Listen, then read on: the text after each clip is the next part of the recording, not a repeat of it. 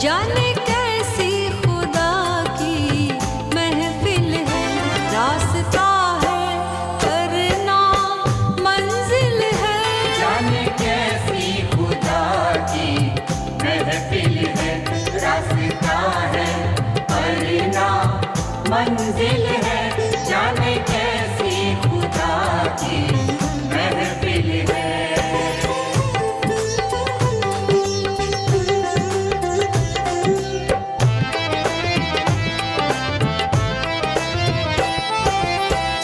माना रब पाया है हजारों ने, माना रब पाया है हजारों ने। ना कुछ है पता कौन काबिल है, ना कुछ है पता कौन काबिल है। जाने कैसी खुदा की महफिल है, रास्ता है करना मंजिल है। जाने कैसी खुदा की महफिल है।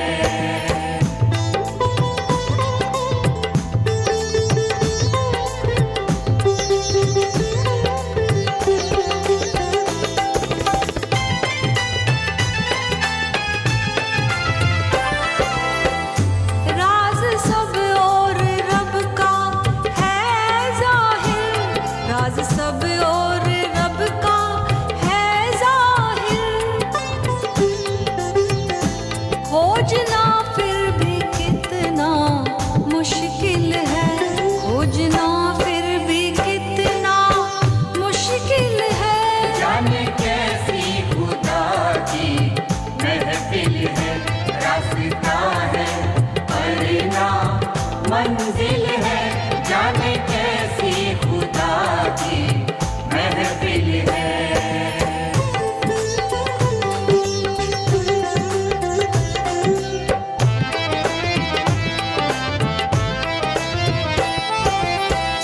ऐसा लगता है रब एक दरिया है, ऐसा लगता है रब एक दरिया है।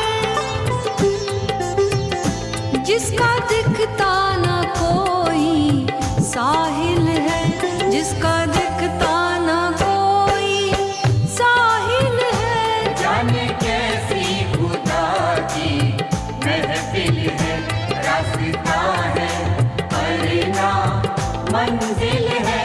जाने कैसी खुदा की महफिल है।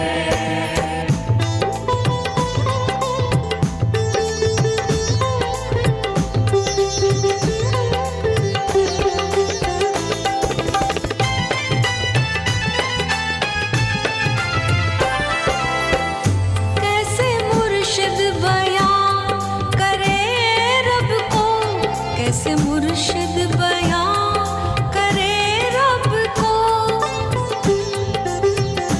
खोजने वाले में ही हासिल है, खोजने वाले में ही हासिल है। जाने कैसी खुदा की महफिल है, रास्ता है करना मंजिल है।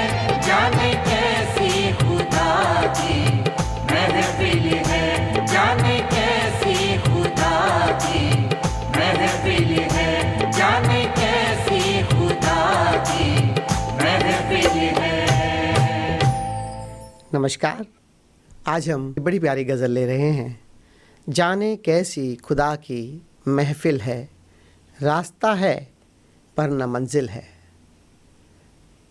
परमात्मा अनंत है, असीम है, सब और फैला है, सर्वव्यापी है। लेकिन अगर उसकी कोई मंजिल हो तो इसका मतलब उसका छोर आ गया, उसका अंत हो गया। संतों ने कहा है, परमात्मा को खोजने निकले हो, दिशा तो है लेकिन मंजिल नहीं। उस और हमें बढ़ना तो होगा, लेकिन जितना भी उसे पाएं, जितना भी उसे जान लें, तब भी बहुत अनजाना रह जाता है। अगर पूरा ही पा लिया फिर तो मंजिल आ ही गई। फिर तो परमात्मा की ये परिभाषा भी झूठी हो जाएगी कि परमात्मा अनंत है, असीम है। वो अनंत, वो असीम है ही कि उसको पूरा पाया नहीं जा सकता, इसलिए उसकी कभी मंजिल नहीं है।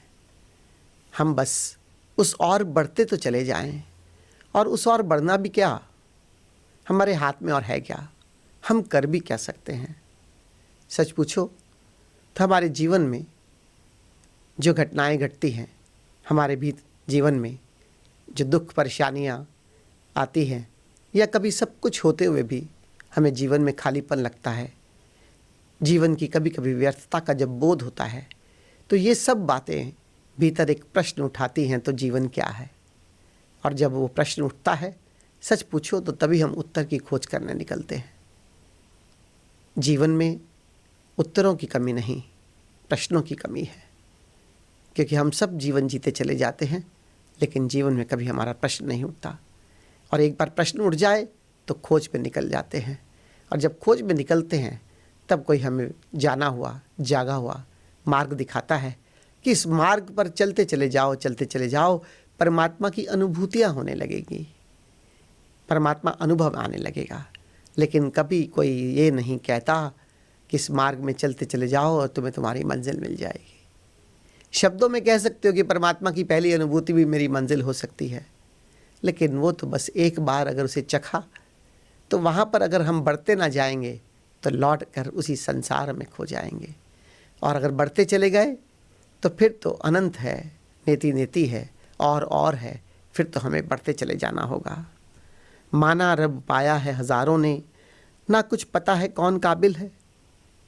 बड़े संतों ने पाया, बड़े महापुरुषों ने पाया, लेकिन इसका कोई क्राइटेरिया नहीं फिक्स कर सकते, इसकी कोई श्रेणी नहीं बना सकते कि ये श्रेणी है, इस तरह के लोग परमात्मा को पा सकते हैं। इतनी विविधताएं हैं। बुद्ध को देखो तो शांत पेड़ के नीचे बैठे, और पेड़ के नीचे बैठे शांत बैठे बैठे ही उन्हें परमात्मा पा लिया। महावीर को देखो तो नग्न खड़े हैं। मीरा को देखो तो पाँव में घुंघरू बांध कर नाचती चली जाती है दीवानों की तरह। पायो जी मैंने राम रतन धन पायो, एक उत्सव है, एक भक्ति है। ऐसे ही जितनों ने भी परमात्मा पाया, उन सब के जीवन अपने स्वभाव के हिसाब से अलग अलग होते हुए बस वो बढ़ते चले गए, बढ़ते चले गए, और सब ने अपने मार्ग पर चलते चलते परमात्मा पाया। लेकिन एक बात सब में थी, वो श्रेणी नहीं हो सकती, वो बात थी सिर्फ, वो काबिलियत नहीं हो सकती, वो बात है तुम्हारे भीतर की तड़प की, वो बात है तुम्हारे भीतर की प्यास की, वो बात है तुम्हारे भीतर की पुकार की, कि तुम तड़पो तो सही, तुम ऐसे हृदय की गहराइयों से पुकारो तो सही कि परमात्मा तू कहाँ है, बस तू आ मेरे सामने और खुद को बेनकाब कर। मेरी आंखों में इतनी क्षमता नहीं कि मैं तुझे पहचान सकूं, मेरे पाँव में इतना सामर्थ्य नहीं कि मैं तेरी ओर चल सकूं, तू स्वयं ही आकर अपने को खुद को बेनकाब कर। ऐसी प्रार्थनाओं में भक्त डूबे रहे, बस भीतर पैदा की तो एक तड़प पैदा की, एक प्यास पैदा की। तो काबिलियत तो कोई ना थी, लेकिन फिर भी सबके भीतर हृदय से गहराइयों से एक पुकार उत्पन्न जरूर उठी। और जब सर्वप्रथम परमात्मा ने पुकार सुनी तो परमात्मा ने उन सब के जीवन में एक गुरु भेज दिया। ये अपवाद है कि कोई बिना गुरु के पा सकता है, लेकिन सच पूछो तो सब ने अपने जीवन में अपने गुरु से पाया, और गुरु से मार्ग दीक्षा ली, और चलते चले गए, चलते चले गए। राज सब और रब का है जाहिर, खोजना फिर भी कितना मुश्किल है। सारी सृष्टि में वो व्याप्त है, कण कण में परमात्मा है, सब में वो है, लेकिन फिर भी दिखता क्यों नहीं, फिर भी नज़र क्यों नहीं आता। क्योंकि कोई हमें बताए तो आके कि परमात्मा कैसा है, उसकी पहचान मैं कैसे करूं। हो सकता है मेरे सामने से कई बार वो निकल गया हो, लेकिन अगर मुझे पहचान नहीं तो मैं उसे पहचानूंगा भी कैसे। ओशो एक बड़ी सुंदर बात कहते हैं, कहते इस दुनिया में सब सोए हुए हैं, लेकिन क्या कभी किसी ने सोए हुए ने किसी दूसरे सोए हुए को जगाया है? सोया हुआ तो अपने आप में सोया हुआ है। कोई जागा हुआ किसी को जगा सकता है, हिला सकता है कि जागो, देखो बाहर उठो, कितना सुंदर सूर्य उदय है, कितनी सुंदर हवाएं चलती हैं, कितने सुंदर फूल खिले हैं। लेकिन कोई सोया हुआ तो किसी सोए हुए को नहीं जगा सकता। जिसने परमात्मा पाया, जिसने परमात्मा अनुभव किया, जिस दिन उसकी पहचान हुई वही आकर हमें बता सकता है।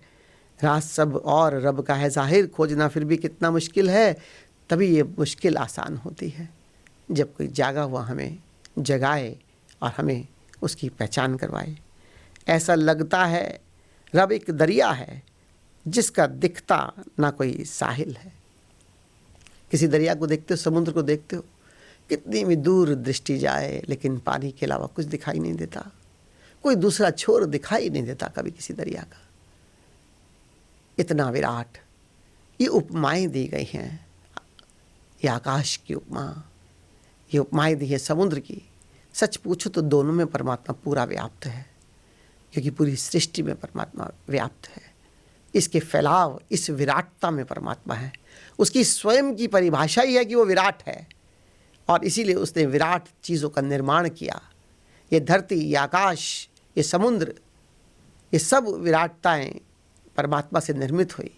यहाँ तक कि हमारे भीतर हमारा जो वजूद है वो भी इस शरीर के अंदर बंद है तो शरीर के अंदर लगता है, लेकिन एक बार जब शरीर से मुक्त होते ही स्वयं आत्मा भी इतनी विराट है, क्योंकि वह परमात्मा स्वरूप है। वो भी अनंत विस्तार लिए हुए है, लेकिन हमें पहचान नहीं। कैसे कोई कामिल मुर्शिद, कैसे कोई जागा हुआ मुझे मेरे भीतर भी परमात्मा दिखाए और इस विराटता में भी मुझे परमात्मा की पहचान करवा दे। धर्म का जितना हो बड़ा पंडित, रब से उतना ही वो गाफिल है। इतने शास्त्रों, इतने वेदों का यहाँ पर अध्ययन किया जाता है, इतने लोग ग्रंथ पढ़ते हैं, इतने लोग गीता कुरान कंठस्थ करते हैं, लेकिन जितना जितना वो ज़्यादा पढ़ते हैं, सच पूछो उतने ही परमात्मा से बेखबर हैं।